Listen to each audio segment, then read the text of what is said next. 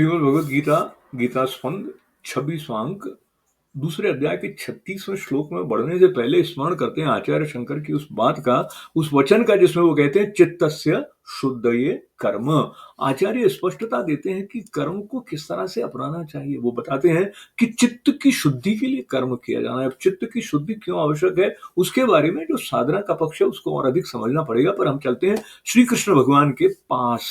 वो कुरुक्षेत्र के मैदान में जिस उद्देश्य को लेकर अर्जुन जैसा धनुर्धर इस युद्ध के लिए पधारे हैं, पहुंचे हैं, उस बात का विस्मरण वो मोह के कारण कर बैठे हैं। तो पहले ऊपर ऊपर की बातों से कुरेदते हुए उनके भीतर उस स्थल तक पहुंचते हैं भगवान, जहां पर कि वो इस तरह से स्पंदित हो जाए कि पूरे मनोयोग से समर्पण के साथ में, आश्वस्ति के साथ में युद्ध में प्रवृत्त हो जाए। इसलिए भगवान उनसे जब ये कहते हैं अवाच वादांश बहुन वदिष्यन्ति तवाहिताः निंदस्तस्व सामर्थ्यम ततो दुख तरम नु किम।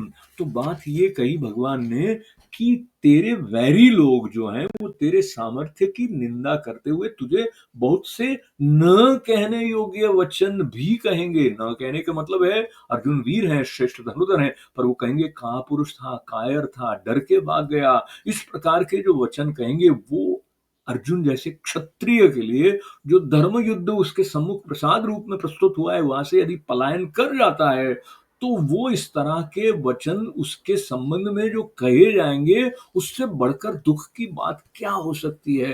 तो यहाँ जो स्वरूप कर्म का सम्मुख उपस्थित है उससे आंख मूंदने की बात कृष्ण भगवान नहीं कह रहे हैं, किंतु साथ ही साथ जो अखंड चेतना है उसका स्मरण रखते हुए जो वर्तमान में इस क्षण में जो हमारी भूमिका है उसका सर्वश्रेष्ठ ढंग से निष्पादन कैसे किया जा सकता है, उसकी प्रेरणा श्रीमद् भगवद गीता में इस तरह से भरी हुई है कि वो शताब्दियों के बाद में भी प्रत्येक जीव के लिए जहां जहां वो जिस जिस कर्म में लगा हुआ है वहां पर वो प्रासंगिक है। धर्म की स्पष्टता श्रीमद् भगवद गीता देती है।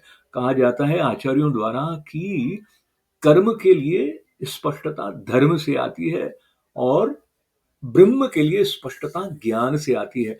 धर्म और ब्रह्म दोनों में जो प्रमाण है वो वेद हैं।